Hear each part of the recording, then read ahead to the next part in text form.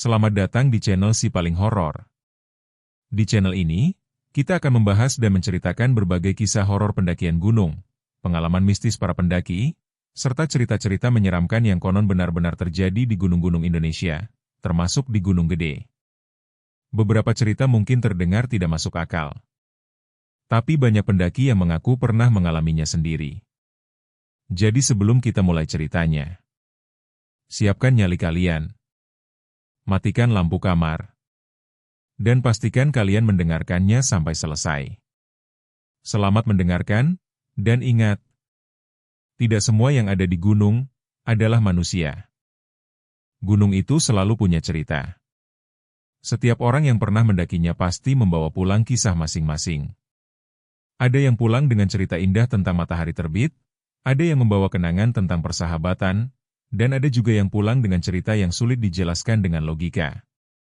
Tapi waktu kami berangkat ke Gunung Gede saat itu, jujur saja, tidak ada satupun dari kami yang berpikir bakal mengalami sesuatu yang sampai sekarang masih membuat bulu kuduk berdiri kalau diingat. Pendakian itu awalnya terasa seperti perjalanan biasa. Kami berempat. Aku, Rian, Dika, dan Arga. Kami sudah cukup sering naik gunung bersama. Bukan pendaki profesional, tapi juga bukan pemula. Gunung-gunung di Jawa Barat beberapa sudah pernah kami datangi sebelumnya. Jadi waktu muncul ide untuk mendaki Gunung Gede, kami menganggapnya sebagai trip santai saja. Sekadar melepas penat setelah beberapa minggu sibuk dengan pekerjaan dan kuliah. Kami berangkat pagi dari rumah menuju base camp. Perjalanan di mobil penuh dengan obrolan yang tidak penting tapi menyenangkan. Dika yang paling cerewet terus menghidupkan suasana. Dia tipe orang yang kalau sedang kumpul pasti selalu ada bahan bercandanya. Arga duduk di depan sambil sesekali melihat peta jalur di ponselnya, memastikan kami tidak salah arah menuju base camp. Rian lebih banyak diam, mendengarkan musik lewat earphone. Sedangkan aku sibuk melihat keluar jendela, menikmati pemandangan jalanan yang makin lama makin hijau ketika kami mulai memasuki kawasan pegunungan. Ketika akhirnya sampai di base camp, suasananya cukup ramai. Banyak pendaki lain yang juga sedang mempersiapkan pendakian. Ada yang sedang menata karier, ada yang menimbang logistik, ada juga yang sekadar duduk santai sambil minum kopi. Udara di sana sudah terasa jauh lebih dingin dibandingkan di kota. Kami melakukan registrasi, mengecek ulang barang bawaan, lalu beristirahat sebentar sebelum mulai naik. Sekitar tengah hari, setelah semuanya siap, kami akhirnya memulai pendakian. Langkah pertama di jalur selalu terasa ringan. Entah karena semangat masih penuh atau karena badan masih segar. Jalur awal Gunung Gede cukup jelas dan cukup ramai. Sepanjang jalan kami sering berpapasan dengan pendaki lain, baik yang baru mulai naik maupun yang sudah turun. Suara hutan pelan-pelan menggantikan suara kendaraan dan keramaian kota. Daun-daun bergesekan tertiup angin, sesekali terdengar suara burung dari kejauhan. Udara semakin sejuk, bahkan cenderung dingin. Dika berjalan paling depan sambil sesekali menoleh ke belakang. Kalau nanti ada yang capek duluan jangan drama ya, katanya sambil tertawa. Arga langsung menyahut, biasanya yang ngomong gitu malah yang tumbang duluan. Kami tertawa. Pendakian terasa ringan karena sepanjang jalan kami tidak berhenti bercanda. Beberapa kali kami berhenti sebentar untuk minum dan mengatur napas. Tapi suasananya tetap santai. Jalur juga cukup jelas karena banyak dilewati pendaki. Di tengah perjalanan, Rian yang sejak tadi lebih banyak diam tiba-tiba berbicara. Kalau di gunung itu biasanya ada aturan gak tertulis, katanya pelan. Dika langsung menoleh. Aturan apa? Rian mengangkat bahu sedikit. Ya, kayak jangan ngomong sembarangan, jangan sombong, jangan ganggu tempat yang gak jelas. Dika malah tertawa. Tenang aja, paling yang serem cuma kehabisan logistik, katanya sambil menepuk karier yang dia bawa. Aku ikut tertawa mendengar itu. Menurut kami waktu itu, pembicaraan soal hal mistis di gunung hanyalah cerita yang sering dibesar-besarkan. Selama kita tidak tersesat dan tidak melakukan hal bodoh, semuanya pasti baik-baik saja. Rian cuma tersenyum tipis mendengar respon kami. Dia tidak melanjutkan pembicaraan itu. Perjalanan terus berlanjut. Matahari perlahan mulai turun, dan cahaya di dalam hutan berubah menjadi lebih redup. Udara juga terasa semakin dingin. Nafas kami mulai lebih berat karena jalur yang semakin menanjak. Sekitar menjelang sore, akhirnya kami sampai di area camp yang cukup luas. Tempat itu sudah dipenuhi beberapa tenda pendaki lain. Ada yang sedang memasak, ada yang duduk santai menikmati teh hangat, dan ada juga yang sibuk mengambil foto. Kabut mulai turun perlahan di antara pepohonan tinggi. Suasananya sebenarnya indah. Tapi entah kenapa ada rasa sunyi yang agak berbeda dibandingkan jalur sebelumnya. Mungkin karena hari mulai gelap dan suhu semakin dingin. Kami memilih sebuah tempat yang cukup datar untuk mendirikan tenda. Arga langsung mengeluarkan tenda dari carrier dan mulai memasangnya. Aku membantu menancapkan pasak, sementara Rian menata barang-barang di sekitar area kecil yang kami jadikan tempat berkumpul. Dika, seperti biasa, justru lebih sibuk bercanda daripada membantu. Kalau tenda ini roboh nanti kita tidur di bawah pohon aja ya, katanya santai. Kalau kamu yang pasang mungkin roboh, jawab Arga tanpa melihat ke arahnya. Beberapa menit kemudian dua tenda kami sudah berdiri dengan rapi. Angin mulai berhembus lebih kencang, membawa udara dingin dari arah atas gunung. Kabut semakin tebal, membuat jarak pandang tidak terlalu jauh. Setelah semuanya beres, Arga langsung mengeluarkan kompor portabel. Gue masak dulu ya. Perut udah demo, katanya. Kami semua langsung setuju. Tidak butuh waktu lama sampai aroma mie instan yang dimasak Arga mulai menyebar di udara dingin pegunungan.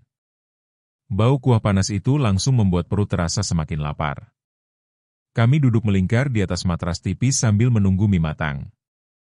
Di sekitar kami terdengar suara pendaki lain yang juga sedang makan atau bercanda. Suasananya terasa hangat meskipun udara semakin dingin. Ketika mie akhirnya siap, kami langsung menyantapnya dengan lahap. Di gunung, makanan sederhana seperti itu rasanya selalu jauh lebih nikmat daripada biasanya.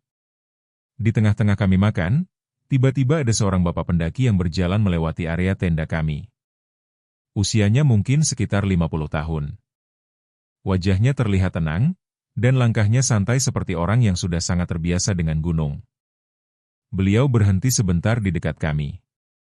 Kami langsung menyapa dengan sopan.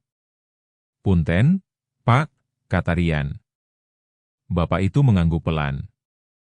Matanya sempat melihat sekeliling area tenda kami sebelum akhirnya berbicara. Suaranya pelan tapi jelas. "Kalau bisa, jangan ribut lewat jam 10 malam." Kami sedikit terdiam mendengar itu. Nada bicaranya tidak terdengar seperti orang yang sedang menegur, lebih seperti memberi nasihat. Aku mengangguk cepat. "Iya, Pak." "Siap." Rian juga mengangguk sopan. "Baik, Pak." Bapak itu tersenyum tipis. Lalu tanpa berkata apa-apa lagi, beliau melanjutkan berjalan melewati tenda kami dan perlahan menghilang di antara kabut dan pepohonan. Beberapa detik suasana menjadi sedikit hening setelah beliau pergi. Angin dingin berhembus pelan di antara tenda-tenda yang berdiri. Tapi suasana serius itu tidak bertahan lama. Dika tiba-tiba tertawa kecil. "Kenapa?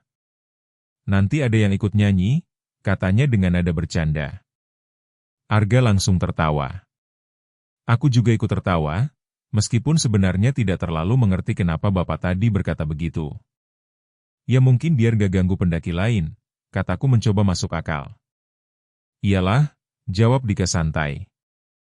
"Masa iya ada yang marah kalau kita ngobrol?" Kami kembali makan sambil bercanda seperti sebelumnya. Percakapan ringan, tawa kecil, dan suara sendok yang menyentuh mangkuk mie bercampur dengan suara hutan yang mulai semakin sunyi. Lampu dari beberapa tenda pendaki lain mulai menyala satu persatu. Langit di atas kami sudah berubah gelap sepenuhnya. Waktu itu kami benar-benar menganggap nasihat bapak tadi sebagai hal biasa. Tidak ada yang terasa aneh. Tidak ada juga yang membuat kami merasa perlu memikirkannya lebih jauh. Kami sama sekali tidak menyadari bahwa nasihat sederhana itu seharusnya kami dengarkan dengan jauh lebih serius. Jam sudah menunjukkan sekitar pukul 11 malam. Udara di gunung berubah jauh lebih dingin dibandingkan sore tadi. Kabut yang sejak maghrib mulai turun kini semakin tebal, menggantung rendah di antara pepohonan tinggi yang mengelilingi area camp. Lampu-lampu kecil dari tenda pendaki lain satu persatu mulai padam, meninggalkan hanya beberapa titik cahaya redup yang masih terlihat di kejauhan. Suasana perlahan menjadi semakin sunyi. Kalau diperhatikan, suara yang tadinya ramai di area camp kini hampir tidak ada. Tawa para pendaki yang tadi terdengar di beberapa sudut sudah hilang. Aktivitas memasak pun sudah selesai sejak lama. Banyak orang tampaknya memilih masuk ke tenda lebih awal untuk beristirahat karena besok pagi mereka harus melanjutkan pendakian menuju puncak. Tapi tidak dengan kami. Kami justru masih duduk santai di luar tenda, berkumpul di atas matras tipis yang digelar di tanah. Di tengah kami ada kompor portabel kecil yang masih menyala dengan api biru kecil, digunakan Arga untuk memanaskan air. Dika baru saja menyeduh kopi. Aroma kopi panas bercampur dengan udara dingin gunung menciptakan suasana yang sebenarnya cukup nyaman. Di tangan masing-masing dari kami ada gelas plastik hangat yang mengeluarkan uap tipis. Ini baru nikmat, kata Dika sambil meniup kopi di tangannya. Arga tertawa kecil. Nikmat sampai besok pagi nggak bisa bangun. Aku hanya tersenyum sambil menyeruput kopi pelan-pelan. Hangatnya langsung terasa sampai ke perut. Di samping Dika, sebuah speaker kecil tergeletak di atas carrier miliknya. Musik diputar dengan volume pelan. Awalnya hanya menjadi latar belakang obrolan kami. Lagu-lagu yang diputar kebanyakan lagu lama yang kami semua hafal. Awalnya suasana masih tenang. Kami ngobrol ringan tentang banyak hal. Tentang pekerjaan, tentang rencana perjalanan berikutnya, bahkan tentang cerita-cerita lucu waktu kami pernah tersesat di gunung lain beberapa tahun lalu. Rian yang biasanya lebih banyak diam juga ikut sesekali tertawa. Tapi lama-lama, suasana berubah jadi lebih ramai. Dika mulai ikut bernyanyi mengikuti lagu yang diputar dari speaker. Suaranya tidak terlalu bagus, tapi cukup keras untuk membuat kami semua tertawa. Suara lo bikin macan di hutan kabur, kata Arga. Macan aja kabur, apalagi mantan gue, jawab Dika santai. Kami semua tertawa lagi. Volume musik yang awalnya kecil perlahan dinaikkan. Entah sejak kapan kami mulai bernyanyi bersama-sama. Suara kami bercampur dengan musik yang keluar dari speaker kecil itu. Mungkin karena udara dingin, mungkin juga karena suasana yang terasa santai, kami sama sekali tidak merasa kalau suara kami sebenarnya cukup keras. Padahal kalau melihat sekeliling, hampir semua tenda di area camp sudah gelap. Hanya ada beberapa tenda yang masih menyalakan lampu redup dari dalam. Selebihnya benar-benar sunyi. Angin malam semakin terasa dingin. Kabut juga makin tebal sampai-sampai lampu headlamp yang kami letakkan di dekat tenda hanya menerangi area beberapa meter saja. Di luar itu semuanya tampak samar tertutup putih tipis. Pepohonan tinggi berdiri seperti bayangan gelap di sekeliling kami. Sesekali angin bertiup pelan, membuat daun-daun bergesekan satu sama lain. Tapi selain itu, tidak ada suara lain yang benar-benar jelas. Semakin malam, suasana hutan justru terasa semakin kosong. Terlalu kosong. Di tengah kami yang masih tertawa, tiba-tiba Rian berhenti bernyanyi. Dia memandang sekeliling sebentar, lalu melihat jam di pergelangan tangannya. Katanya pelan. Kami bertiga menoleh. Kenapa? Tanya Arga. Rian menunjuk jam tangannya. Udah jam 11 lewat. Dika mengangkat alis. Terus? Rian tanpa ragu sebentar sebelum akhirnya berkata, kayaknya cukup deh. Udah malam. Aku sedikit mengerti maksudnya. Entah kenapa aku juga baru sadar kalau area camp di sekitar kami sudah benar-benar sunyi. Bahkan tenda yang tadi masih menyala sekarang sudah gelap semua. Tiba-tiba aku teringat ucapan bapak pendaki yang kami temui sore tadi. Kalau bisa, jangan ribut lewat jam 10 malam. Tapi sebelum aku sempat mengatakan apa-apa, Dika langsung tertawa kecil. Santai aja, katanya sambil melambaikan tangan. Ini kan gunung wisata. Bukan hutan larangan.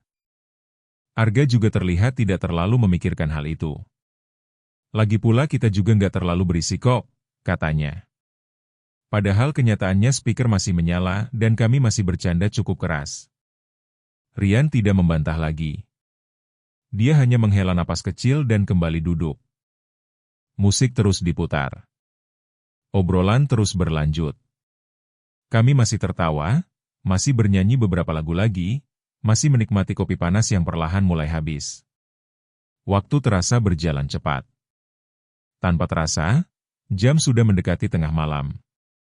Udara sekarang jauh lebih dingin daripada 1 jam sebelumnya. Kabut semakin rapat, membuat jarak pandang terasa semakin pendek. Akhirnya Arga berdiri sambil meregangkan badan. Udahlah, katanya. Besok kita mau lanjut juga. Aku melihat jam di ponsel. Tepat pukul 12 malam. Masuk tenda aja, kataku. Dika mengangguk sambil mematikan speaker kecilnya. Kami mulai merapikan barang-barang di sekitar matras. Gelas kopi kosong dimasukkan kembali ke dalam carrier. Kompor dimatikan dan disimpan. Area kecil tempat kami nongkrong perlahan kembali seperti semula. Hanya 2 tenda kami yang masih berdiri di tengah kabut yang tebal. Rian langsung masuk ke salah satu tenda bersama Arga. Aku dan Dika di tenda sebelah. Sebelum masuk, aku merasa ingin ke kamar kecil dulu. Aku keluar bentar, kataku. Dika yang sudah setengah masuk sleeping bag hanya mengangkat tangan tanpa membuka mata. Jangan lama-lama. Aku mengambil headlamp lalu keluar dari tenda. Udara dingin langsung terasa menusuk wajah. Kabut malam membuat cahaya lampu di kepalaku tampak seperti memotong udara putih di depan. Aku berjalan menjauh beberapa meter dari area tenda menuju arah pepohonan yang lebih rapat. Tanah di bawah kakiku sedikit lembab. Langkahku pelan karena tidak ingin mengganggu pendaki lain yang mungkin sedang tidur. Tapi setelah berjalan beberapa langkah, tiba-tiba aku menyadari sesuatu. Sesuatu yang terasa aneh. Aku berhenti. Lampu headlamp masih menyinari tanah di depan kakiku. Tapi telingaku mulai menangkap sesuatu yang berbeda. Hutan terasa terlalu diam. Biasanya di tempat seperti ini, malam hari selalu dipenuhi suara kecil. Suara serangga, suara jangkrik, atau setidaknya suara daun yang terus bergerak karena angin. Tapi sekarang, tidak ada. Benar-benar tidak ada. Tidak ada suara serangga. Tidak ada suara jangkrik. Tidak ada suara angin yang menggerakkan daun. Semua terasa kosong. Sunyi. Sunyi yang tidak biasa. Aku berdiri beberapa detik, mencoba mendengarkan lebih jelas. Tetap tidak ada apa-apa. Seolah-olah seluruh hutan di sekitar kami tiba-tiba berhenti bersuara. Perasaan tidak nyaman mulai muncul di dadaku. Entah kenapa bulu kuduku perlahan berdiri sendiri. Aku berusaha menenangkan diri. Mungkin karena kabut tebal, pikirku. Atau mungkin karena suhu yang terlalu dingin sehingga serangga tidak aktif. Aku mencoba tidak terlalu memikirkan hal itu. Setelah selesai, aku segera berjalan kembali menuju tenda. Lampu dari tenda kami terlihat samar di balik kabut. Saat aku semakin mendekat, rasa tidak nyaman itu masih belum hilang. Bahkan justru semakin terasa jelas. Ada sesuatu yang membuat suasana terasa berbeda. Tapi aku tidak tahu apa. Aku membuka resleting tenda dan masuk ke dalam. Dika sudah hampir tertidur. Lama amat, gumamnya pelan. Sebentar doang, jawabku sambil melepas jaket luar. Aku mematikan headlamp lalu masuk ke dalam sleeping bag. Udara di dalam tenda sedikit lebih hangat. Beberapa detik kemudian aku mulai merasa mengantuk. Tubuh yang lelah setelah perjalanan tadi akhirnya terasa berat. Mataku perlahan tertutup. Di luar tenda, kabut masih menggantung di antara pepohonan. Area camp benar-benar sunyi. Semua pendaki tampaknya sudah tertidur. Dan kami juga berpikir malam itu akan berakhir seperti malam-malam biasa di gunung. Tenang. Dingin. Sepi. Tapi ternyata, malam itu sebenarnya baru saja dimulai. Aku terbangun secara tiba-tiba.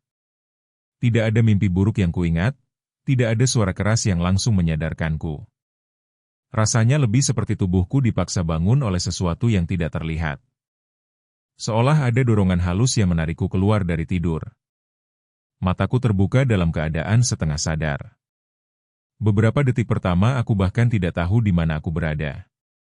Yang terasa hanya dingin. Dingin yang menusuk sampai ke dalam sleeping bag. Aku mencoba menarik napas panjang, masih berusaha mengumpulkan kesadaran. Di dalam tenda sangat gelap. Hanya ada sedikit cahaya redup yang masuk dari luar, mungkin dari lampu tenda pendaki lain yang masih menyala jauh di seberang area camp. Aku mengedipkan mata beberapa kali. Lalu aku merasakan sesuatu. Bahuku seperti baru saja disentuh. Atau digoyang. Aku langsung menoleh ke samping. Dika masih terbaring di sebelahku, tubuhnya meringkuk di dalam sleeping bag. Nafasnya terdengar pelan, tanda dia masih tertidur. Tidak mungkin dia yang menggoyang bahuku. Jantungku mulai berdetak sedikit lebih cepat. Perlahan aku meraih ponsel yang kusimpan di dekat kepala. Layar menyala terang ketika aku menekan tombolnya. Pukul 3:07 pagi. Aku menghela napas kecil. Mungkin cuma mimpi, pikirku mencoba menenangkan diri. Tubuhku masih terasa berat karena dingin dan lelah. Aku hampir saja menutup mata lagi ketika tiba-tiba sesuatu terjadi. Berererererererer. Tenda kami bergetar. Bukan goyangan besar seperti diterpa angin kencang. Tapi cukup jelas untuk membuat seluruh kain tenda bergetar halus di sekeliling kami. Aku langsung membuka mata lebar-lebar. Beberapa detik aku hanya diam, mencoba memastikan apakah yang kurasakan benar-benar nyata. Lalu getaran itu datang lagi. Berererererer. Kali ini sedikit lebih lama. Sleeping bag yang menempel ke tanah terasa ikut bergetar pelan. Aku langsung duduk setengah bangun. Bisikku pelan. Dika bergerak sedikit di sebelahku. Dik, bisikku lagi sambil menyenggol bahunya. Dia mengerang pelan lalu membuka mata dengan malas. Apaan? Gumamnya masih setengah tidur. Tenda, ngerasain gak? Dika belum sempat menjawab ketika getaran itu muncul lagi. Bererererererer. Kain tenda di atas kepala kami bergerak jelas. Dika langsung bangun duduk. Iya, katanya dengan suara parau. Kami berdua saling menatap dalam gelap. Ini gempa ya? Katanya pelan. Pertanyaan itu langsung membuatku menoleh ke tanah di bawah kami. Kalau gempa, seharusnya tanah ikut bergerak. Tapi yang aneh, tanah terasa normal. Tidak ada getaran dari bawah. Tidak ada suara gemuruh. Yang bergerak hanya tenda kami. Aku merasakan sesuatu yang aneh di perutku. Perasaan tidak enak yang sulit dijelaskan. Di saat yang sama, dari luar terdengar suara kain tenda lain yang juga bergerak. Seperti ada banyak tenda yang bergetar bersamaan. Aku dan Dika sama-sama diam. Lalu dari tenda sebelah terdengar suara resleting terbuka sedikit. Suara riang terdengar pelan dari balik kain tenda yang memisahkan kami. Lo ngerasain juga? Iya, jawabku cepat. Beberapa detik kemudian Arga juga terdengar bangun. Ini gempa? Tanyanya bingung. Kami semua menunggu. Tapi tanah tetap tidak bergerak. Tidak ada getaran dari bawah. Tidak ada suara batu bergeser atau pohon bergoyang. Hanya kain tenda yang sesekali bergetar. Beberapa detik kemudian terdengar suara dari luar. Suara orang. Ini gempa? Suara lain menyahut dari arah yang berbeda. Kayaknya iya deh. Lalu ada lagi suara orang yang baru keluar dari tenda. Ini kenapa? Area camp yang tadinya sangat sunyi tiba-tiba mulai dipenuhi suara pendaki yang bangun. Beberapa resleting tenda terdengar dibuka. Langkah kaki terdengar di tanah. Tapi yang aneh, tidak ada tanda gempa sama sekali. Tidak ada pohon yang bergoyang. Tidak ada suara tanah retak. Aku masih duduk diam di dalam tenda, mencoba memahami apa yang sebenarnya terjadi. Lalu tiba-tiba, suasana kembali berubah. Dari arah hutan terdengar suara. Langkah kaki. Pelan. Sangat pelan. Krek. Seperti ranting kecil patah di bawah pijakan. Aku langsung menahan napas. Suara itu datang dari sisi belakang tenda kami. Krek. Langkah lain. Pelan. Berat. Seperti seseorang berjalan perlahan di atas tanah yang dipenuhi daun kering. Dika langsung menoleh ke arahku. Matanya terlihat jelas dalam cahaya redup dari layar ponselku. Dia juga mendengarnya. Dari tenda sebelah Rian berbisik sangat pelan. "Dengar nggak?" Aku menjawab dengan suara hampir tidak terdengar. "Iya." Langkah itu terus berjalan. Krek. Krek. Krek. Tidak terburu-buru. Tidak ragu. Seperti seseorang yang sengaja berjalan mengelilingi area camp. Suara itu bergerak perlahan di antara tenda-tenda pendaki.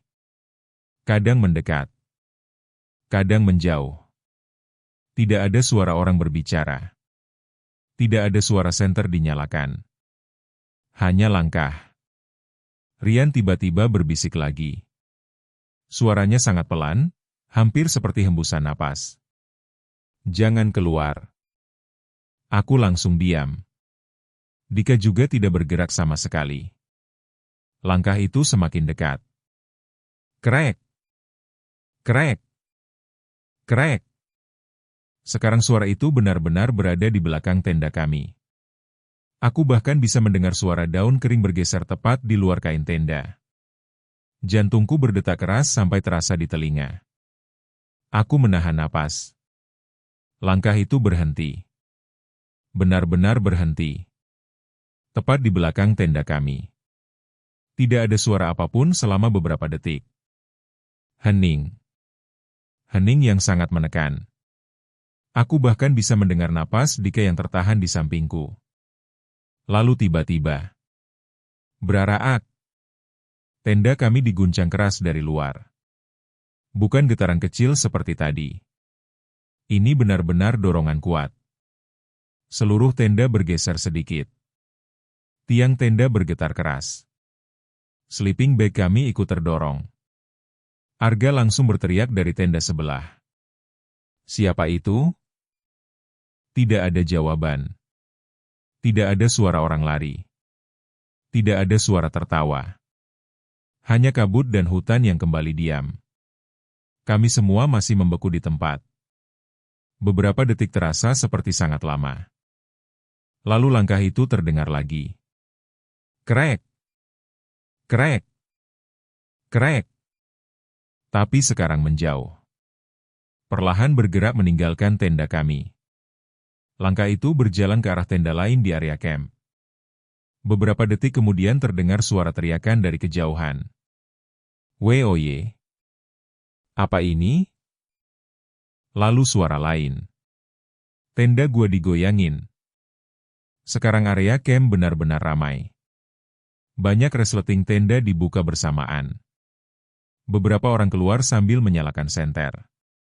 Suara orang berbicara dengan nada panik terdengar dari berbagai arah. "Ada orang gak sih? Siapa yang iseng? Ini apaan tadi?" Aku dan Dika akhirnya memberanikan diri membuka resleting tenda sedikit. Udara dingin langsung masuk. Kabut tebal masih menyelimuti seluruh area camp. Beberapa pendaki berdiri di luar tenda mereka sambil menyinari sekitar dengan headlamp dan senter. Cahaya lampu bergerak ke segala arah. Mencari. Memeriksa. Tapi tidak ada siapa-siapa. Tidak ada orang yang terlihat berjalan. Tidak ada bayangan yang bergerak di antara pepohonan. Hanya kabut. Tenda-tenda berdiri diam. Pepohonan hitam menjulang di sekeliling camp. Dan hutan yang kembali sunyi. Yang paling membuat merinding. Beberapa pendaki mulai mengatakan hal yang sama. "Tenda gue juga digoyang." Punya gue juga barusan. Kayak ada yang nendang dari luar. Kami semua berdiri di tengah kabut, saling melihat satu sama lain dengan wajah bingung dan tegang. Karena satu hal mulai terasa jelas. Tenda-tenda memang diguncang. Semua orang merasakannya. Tapi tidak ada siapa-siapa di luar. Sekitar pukul 4 pagi akhirnya kami semua benar-benar keluar dari tenda. Udara di luar terasa jauh lebih dingin dibandingkan saat aku sempat keluar sebelum tidur. Kabut masih sangat tebal, bahkan lebih tebal dari sebelumnya. Cahaya dari headlamp para pendaki hanya mampu menembus beberapa meter saja sebelum akhirnya hilang di telan putihnya kabut. Area camp yang sebelumnya sunyi kini dipenuhi orang-orang yang berdiri dengan wajah tegang. Sekitar 10 pendaki berkumpul di tengah area terbuka. Beberapa masih mengenakan jaket tebal dengan hood menutup kepala. Ada yang memegang senter, ada juga yang memeluk diri sendiri menahan dingin. Ekspresi mereka hampir sama semua. Pucat, bingung, dan jelas masih panik. Aku berdiri di samping Dika, sementara Rian dan Arga keluar dari tenda sebelah dan langsung mendekat ke kami. Kami berempat saling melihat sebentar, seolah memastikan bahwa kami semua benar-benar mengalami hal yang sama. Salah satu pendaki pria yang berdiri tidak jauh dari kami mulai bicara. Tenda gue juga digoyang tadi. Suara pria itu terdengar serius, bukan seperti orang yang sedang bercanda. Pendaki lain langsung menyahut. Iya, punya gue juga. Seorang pria yang lebih muda bahkan terlihat masih gemetar sedikit ketika berbicara. Kayak ada yang pegang dari luar, terus diguncang. Beberapa orang langsung mengangguk setuju. Aku menelan ludah pelan. Karena persis seperti itu yang kami alami. Pas gue buka resleting tenda, lanjut pria itu, nggak ada siapa-siapa. Pendaki lain langsung menimpali. Sama. Gue juga. Padahal tadi jelas ada yang dorong. Percakapan mulai ramai. Semua orang tampaknya mencoba menjelaskan pengalaman mereka masing-masing. Tapi semakin banyak cerita yang keluar, semakin jelas bahwa kejadian yang dialami hampir semua orang sama. Tenda diguncang. Seperti ada yang memegang atau mendorong dari luar. Tapi saat diperiksa, tidak ada siapapun. Beberapa orang bahkan sempat keluar tenda setelah kejadian itu. Dan hasilnya tetap sama. Kosong. Hanya kabut dan pepohonan. Aku merasakan hawa dingin yang berbeda menyusup di punggungku. Bukan hanya karena suhu gunung, tapi karena sesuatu yang tidak bisa dijelaskan dengan logika. Di tengah kerumunan kecil itu, tiba-tiba seorang pendaki perempuan yang berdiri agak jauh dari kelompok kami berbicara. Suaranya pelan. Tapi cukup membuat semua orang menoleh. Teman aku, katanya. Dia berhenti sebentar, seperti ragu melanjutkan. Semua mata sekarang tertuju padanya. Teman aku belum balik. Beberapa orang langsung saling berpandangan. Aku merasakan perutku langsung terasa tidak enak. Seorang pria bertanya pelan, maksudnya belum balik? Perempuan itu terlihat cemas. Matanya sesekali melihat ke arah hutan yang tertutup kabut. Tadi, sekitar jam 2 malam, katanya perlahan. Dia keluar tenda sebentar. Buat apa? Tanya seseorang. Mau ke toilet. Dia menggeleng pelan. Tapi sampai sekarang belum kembali. Kalimat itu langsung membuat suasana menjadi jauh lebih tegang. Kabut di sekitar kami terasa semakin menekan. Beberapa orang langsung melihat jam di tangan mereka. Sudah hampir 2 jam. Rian langsung menatap ke arah hutan di sekeliling area camp. Dia keluar sendirian, tanyanya.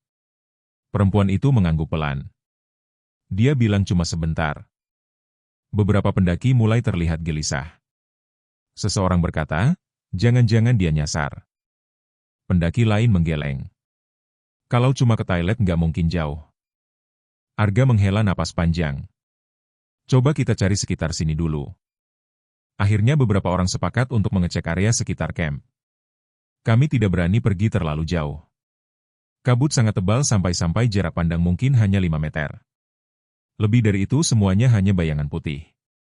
Aku, Rian, dan 2 pendaki lain berjalan perlahan menyusuri sisi hutan di dekat area tenda. Tanah basah oleh embun. Daun-daun kering menempel di sepatu kami. Lampu headlamp menyorot batang-batang pohon yang terlihat seperti bayangan besar dalam kabut. Nama temannya siapa? Tanya Rian pelan. Lina, jawab perempuan dari arah belakang. Kami memanggil nama itu beberapa kali. Lina. Lina. Suara kami terdengar aneh di tengah kabut. Seperti diserap oleh hutan sebelum sempat memantul kembali. Tidak ada jawaban. Hanya suara langkah kami sendiri dan sesekali ranting kecil yang patah di bawah sepatu. Setelah beberapa menit berjalan, kami berhenti. Tidak ada tanda-tanda orang. Tidak ada suara. Kabut semakin tebal.